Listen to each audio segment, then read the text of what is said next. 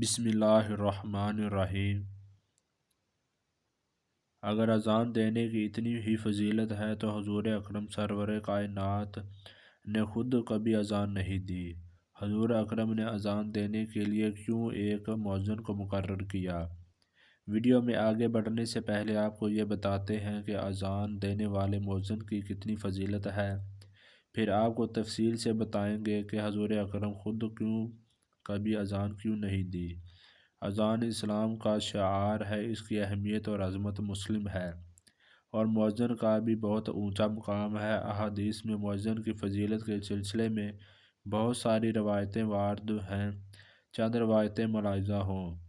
عبد الرحمن بن ابی صعصہ کہتے ہیں کہ مجھے ابو سعید خدری رضی اللہ عنہ نے یہ فرمایا کہ میں دیکھتا ہوں کہ تمہیں بکریوں اور جنگل میں رہنا پسند ہے، اس لیے جب تم جنگل میں اپنی بکریوں کو لیے ہوئے موجود ہو اور نماز کے لیے اذان دو تو تم بلند آواز سے اذان دیا کرو، کیونکہ جن و انس بلکہ تمام ہی چیزیں مؤذن کی آواز سنتی ہیں، قیامت کے دن اس پر گواہی دیں گی۔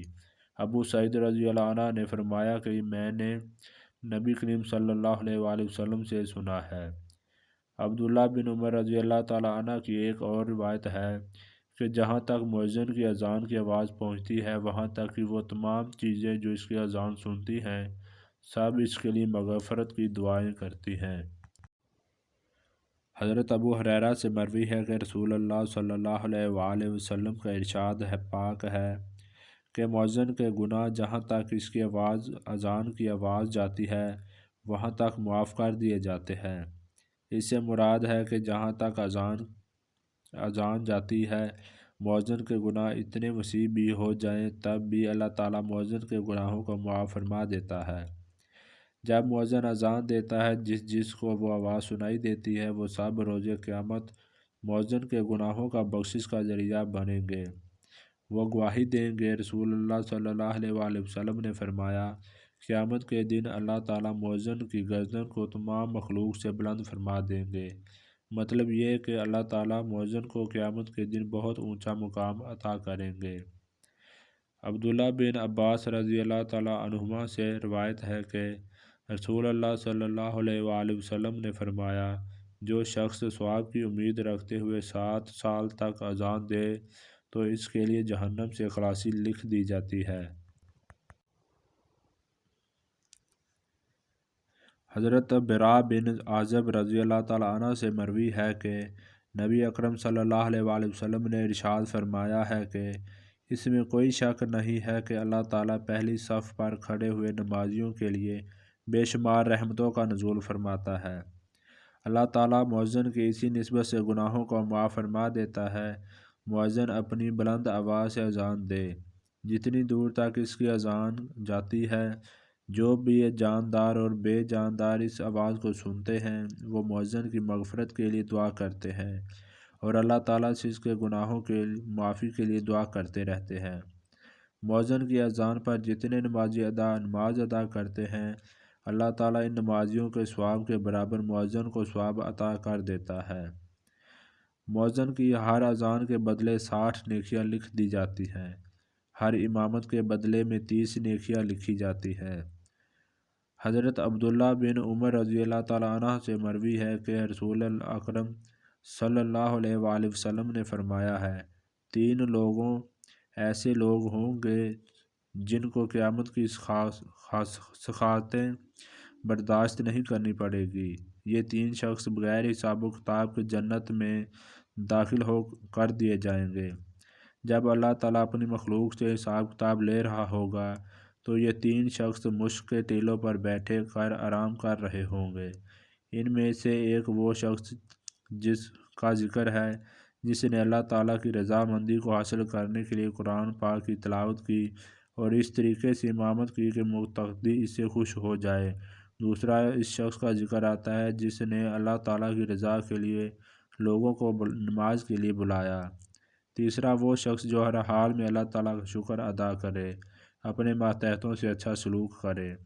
حضرت جابر رضی اللہ تعالیٰ عنہ فرماتے ہیں کہ میں نے رسول اکرم کو فرماتے ہوئے سنا ہے کہ جب مؤذن کے لیے اذان دینے کی آواز شیطان کے کانوں میں پڑتی ہے تو شیطان مقام روحا تک دور بھاگ جاتا ہے۔ حضرت سلیمان فرماتے ہیں کہ میں حضرت جابر رضی اللہ تعالیٰ عنہ سے مقام روحا کے بارے میں دریافت کیا تو انہوں نے فرمایا کہ مقام روحا مدینہ سے 36 میل کی دوری پر واقع ہے۔ حضرت ابو ہریرہ رضی اللہ تعالیٰ عنہ نے فرمایا کہ میں نے رسول خدا صلی اللہ علیہ وآلہ وسلم کو فرماتے ہوئے سنا ہے کہ جب مؤذن نمازیوں کو بلانے کے لیے اذان دیتا ہے تو اذان کی آواز کان میں پڑتے ہی شیطان دم دبا کر بھاگ جاتا ہے تاکہ وہ اذان کو نہ سنے۔ جب اذان ختم ہو جاتی ہے تو شیطان واپس اپنے ٹھکانے پر آ جاتا ہے۔ جب امامت کہی جاتی ہے تو شیطان پھر بھاگ جاتا ہے۔ جب امامت ختم ہو جاتی ہے تو شیطان پھر واپس آ جاتا ہے تاکہ نمازیوں کے دل میں وسوسہ ڈالے۔ نمازیوں کو نماز سے بہکانے کے لیے ہر کوشش کرتا ہے۔ شیطان نمازیوں کے دل میں ایسی ایسی باتیں ڈال دیتا ہے کہ اس کو یہ یاد نہیں رہتا کہ اس نے کتنی رکعتیں ادا کر لیں۔ حضرت ابو ہریرہ رضی اللہ تعالیٰ عنہ سے مروی ہے کہ نبی اکرم نے فرمایا ہے کہ اگر لوگوں کو اذان اور پہلی صف میں کھڑے ہو کر نماز ادا کرنے کا ثواب کے بارے میں معلوم ہو جاتا تو نمازیوں نے پہلی صف پر کھڑا ہونے کے لیے قرآن اندازی کیا کرنی تھی۔ حضرت ابو ہریرہ رضی اللہ تعالیٰ عنہ سے مروی ہے کہ ہم نبی اکرم کے ہمراہ تھے۔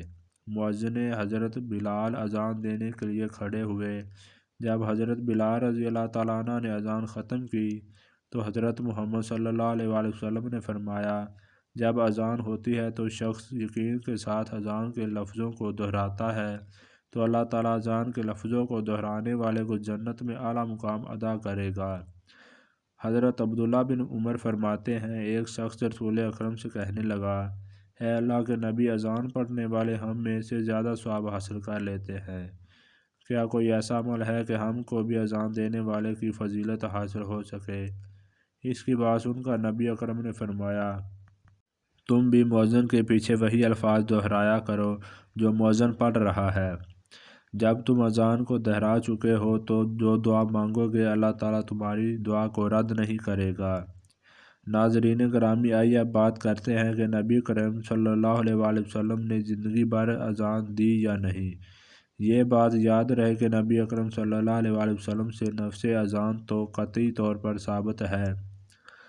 اس بات سے کوئی مسلمان انکاری نہیں ہو سکتا، اس لیے کہ سنن ابی داؤد اور جامع ترمذی میں روایت ہے کہ جب اللہ تعالیٰ نے حضرت محمد صلی اللہ علیہ وآلہ وسلم کو نواسے سے نوازا تو حضرت محمد صلی اللہ علیہ وآلہ وسلم نے حضرت حسن رضی اللہ تعالیٰ عنہ کے کانوں میں اذان دی، لیکن کیا نبی کریم نے کبھی نماز کے لیے اذان دی؟